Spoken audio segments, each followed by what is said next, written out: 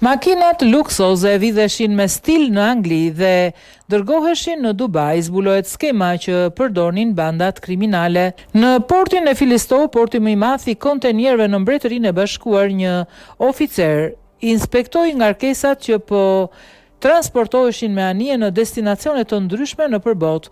Më shumë se 11.000 kontenier kalojnë çdo ditë përmes këtij porti në Suffolk. Bandat e krimit organizuar janë të vetëdijshme për faktin se vëmendja e policisë është kryesisht në dërgesat hyrëse, duke bërë më të vështirë zbulimin e makinave të vjedhura që eksportohen.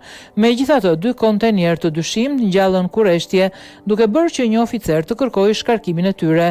Një antar i ekipit përdori një prerës elektrik për të hapur derën e kontenierëve. Brenda u sulmuan 3 SUV luksoze. Lexus RC 450, të gjitha të vjedhura nga Londra dhe të eksportuara në Dubai. Eksperti Adam Gibson tha se ai duhet shpesh e shpërfillnin mundimin për të ngarkuar makinat në mënyrë të sigurt, duke lënë këtë proces të pakujdesshëm.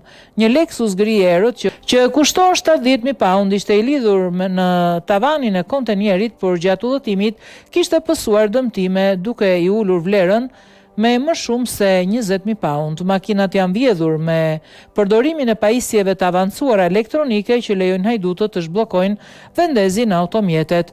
Të tilla pajisje janë të disponueshme për t'u blerë në internet dhe mundësojnë vjedhjen e makinave me shumë lehtësi. Lexus është një nga makinat që po goditet më së shumti nga ky fenomen, i cili është një rritje dukshme vjedhjeve me teknologji të avancuar.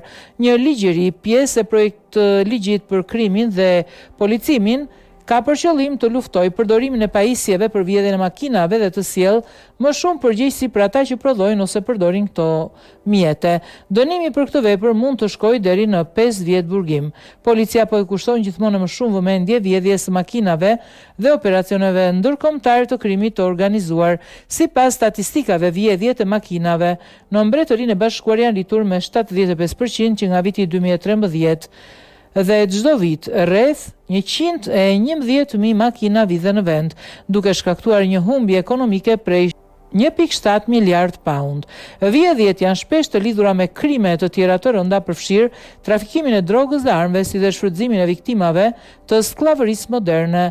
Policia e Mbretërisë së Bashkuar ka ndërmarrë një operacion të gjerë të quajtur Operacioni Alliance për të goditur këto grupe kriminale, duke sekuestruar makinën dhe pajisje të tjera të përdorura në krime.